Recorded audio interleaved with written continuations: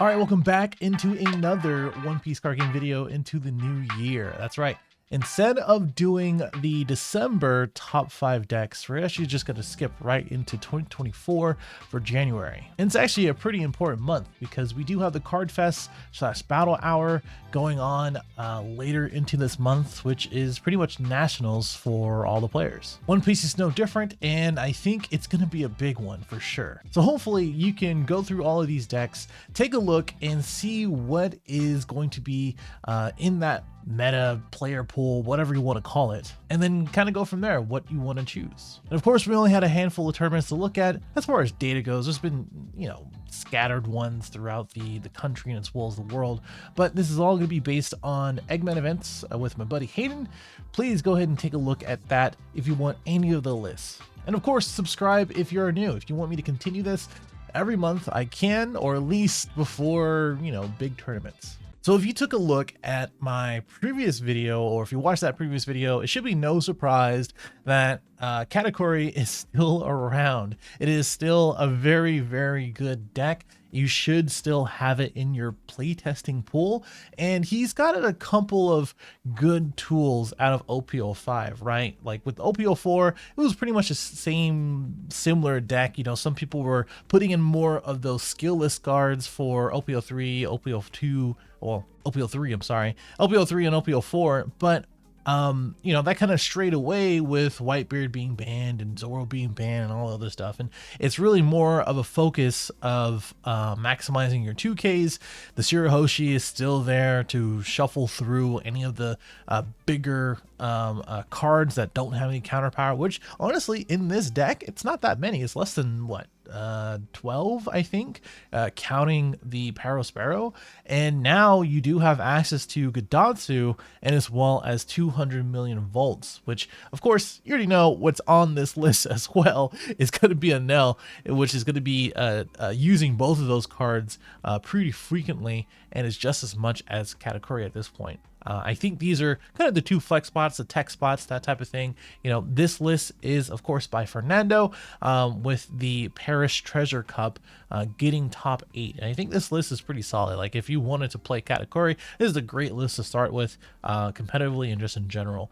But again, Gadatsu gets you that slight removal, which, this deck doesn't really have that much removal outside of Katakuri itself. And that's pretty much it. You have to swing into everything else. So Gadatsu really helps not only regulate the board, but also their life. So like when you actually do use the 8-drop Katakuri, you actually do get something out of it using Gadatsu. And now again, that 200 million volts now helps you with a lot of different matchups that sort of just block her up, right? So Sakazuki, any black deck, any of the 1-drop blockers, that type of thing, you can start taking that life going down a 1.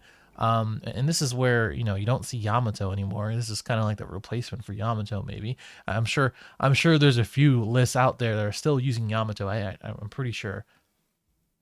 But this will help you close out games because now you get 3,000 power for 2 Dawn. You get that extra power with your leader. You now get to rest down a 4 cost or less, which is a Borsalino or the 1-drops I was talking about. And of course, the trigger effect to pitch 2 cards to get 1 life back is also super clutch. So I think it is a very good addition. I think this deck is not going anywhere for a little while. It is definitely that yellow regulator in which you have to play a test against and make sure that your variants and your RNG are decent. All right, should be no surprise of where we're going here with the 3rd place William Rodriguez in the LA Regionals, which is Purple Luffy. So Purple Luffy, again, one of those decks that are pretty straightforward, pretty linear, but very powerful. These ratios are actually very interesting. If you take a look at the skillless cards, there's 1 of each of the 4 drops, which you can just chalk that up to 4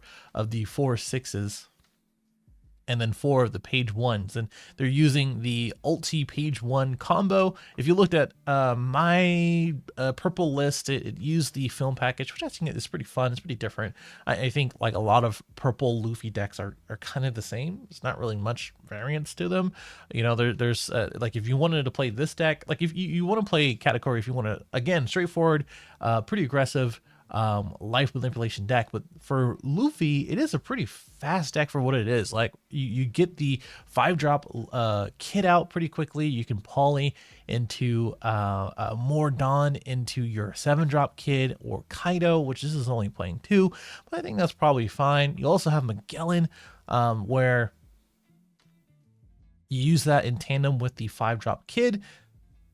You still have those 4 laws. This Miss Double Finger can trigger, and you can use this ability to ramp one again. You know, there's a lot of stuff going on in this deck that helps pretty much with every matchup, and it just puts out a 6K board or more. And again, these skillless cards fill the gap in, you know, playing things on curve. Like if you go first on that 3 Dawn turn, you can use your leader ability to go to 4, and then you immediately play one of your 4 drops. Same thing for the future Dawn curve in turns. And of course, the Gatling and the Sheep's Horn are pretty much the pretty cool tech cards for different situations, right? So like the Gatling helps to pitch your Magellans or your 7-drops or your Kaidos or whatever that you need to, or trade off one of your 1K skillless cards for a 3, and then Sheep's Horn just again helps you close out a game, helps you do things in different situations particularly. All right, if you didn't see it coming, you should have saw it coming. Sakazuki is another very, very expected deck. It is something you pretty much have to think about where this deck is, right? And I've talked about it so many times before. It has a pretty high ceiling. It has a lot of different variety of things you can do both offensively and defensively. And the list that is going around basically consists of Pierre's deck, right? This is the first place Treasure Cup winner, where we're playing all of the Rebecca targets, in which we're playing Rob Lucci, Borsellino, things you can get with Rebecca.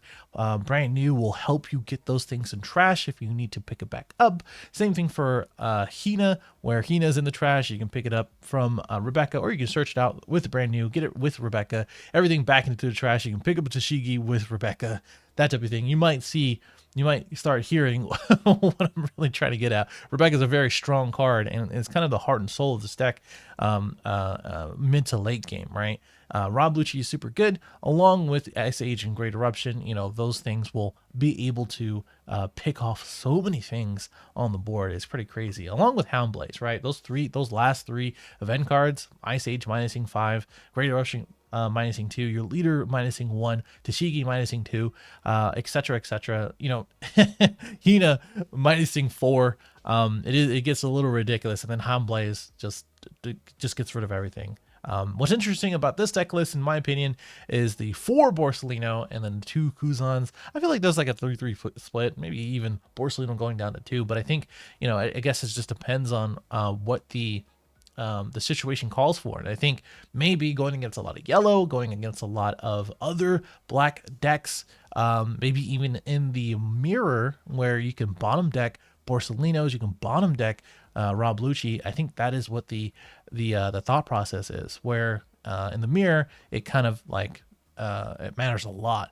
And, you know, one of the things that I might have to suggest, you know, going into Nats and going into other events going on, it's probably Kuzan, right? Kuzan, and as well as 10-drop Kaido, are 2 big bombs that really puts you ahead if you get into that situation, right? And that's the important part, where I think a lot of these very, very established decks are very efficient, right? And I've talked about it before, where you want to be efficient with Sakazuki, but you want to kind of do what you need to do every single turn without burning too much, because, you know, the defense comes from Sabo and Rebecca, and as well as Borsellino, but you don't want to spend too much Dawn if you don't need to. I think that's what the point is. So again, 10-drop Kaido to try those cards, have that big body, get a big body that's hard to get rid of, that is, and 10-drop Kuzan might help you in the mirror, right? It might help you get rid of literally anything that you need to. And I'm a proponent of like 3,000 worlds, like teching in 1 or 2, but, you know, I think if you're going to just play Sakazuki, I think this list is pretty good. Just, you know, fool around with the ratios and what you're comfortable with. Next up is Enel. So this is the first place LA Regionals by Justin. And I remember watching the finals for this one, and it was pretty pretty interesting. Enel, the difference between Enel and Katakuri is that Enel allows you to do a lot of different things that are akin to like Queen plus yellow stuff, right? Where I think you're kind of playing the same sort of thing, right? The yellow stuff is, building a board through Holly and as well as Ohm, playing out the Enel 7-drop in order to have a big body that can do damage immediately. Yamato will come down over and over again to put you into a loop. Lin is there in order to give those situations or make your opponent have a hard situation. Gidatsu, again, we talked about it before, is another thing for removal. Like in this deck, technically, with the Enel 7-drop, I would think that's some removal too. You get immediate return for certain things, right? That's one of them.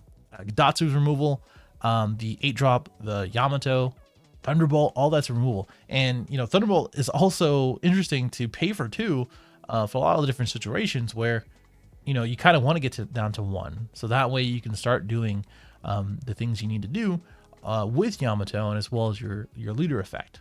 And it is a pretty tough deck to get around, and as well as to kill through, because you still have that 200 million volts, which this list is only playing 2. I think 3 is fine. I think 3 is cool. 2 is fine too, but I think 3 is probably more preferred. 4 of those Shirahoshis is pretty interesting as well. I think that makes sense. I'm not really a big fan of Shirahoshi, but hey, a lot of people like cycling through their deck, and I can't really argue with them on that. And it is also a category target where if you do hit a Shirahoshi in your life, then you can just use category to get to 2, and then now you have technically 3 life. So this deck is for the person who likes those loops, who likes to build that slight board, who has access to all the yellow stuff, who likes having the bit of a puzzle throughout your games, because you have to kind of think about what you have to defend against and what you have to think about when somebody's swinging at you, and what you have to like through your life and that type of thing. I think this is my choice. If I had to take a deck to nationals, it would probably be an L. That's something I would probably say confidently. All right, the last deck might be a surprise to everyone, but maybe not. I don't know. Maybe this is just like an unspoken thing when it comes down to Nats, and as well as just like the deck itself. I think a lot of people think that Law is dead because of Rob Lucci and because there's so much removal in the format. Now, I am incredibly biased because I saw one in Mr. Eggman's 120 player tournament, and I think that it is definitely not dead. And the bias comes from me watching him almost smoke everybody with this deck, especially against the Sakizuki players. And I think there's a couple things, or a couple of reasons why. Okay, so one, Sakizuki does have pretty much every out to Law, right? There's Houndblaze, there's Rob Lucci, there's Kobe, there's so many things that can get rid of Law's board and make it hard for them. But the other part of that is they have to see it, right? They have to cycle through everything, they have to see everything, they have to sabo, they have to use leader effect, they have to do whatever they need to in order to get to those things. And if they don't do it frequently enough, they can't remove the board efficiently. And by the time that they can't do it, Law is just swinging at them too much.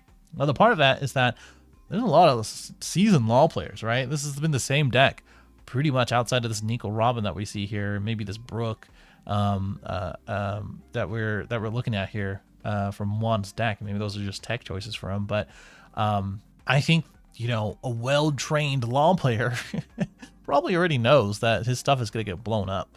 So being able to hold back until you have the right time to get your board together and close out the game, and also get a board that is kind of hard to get around, right? It takes a lot of resources to take down multiple 5-drops, or take down multiple Zoros, that type of thing.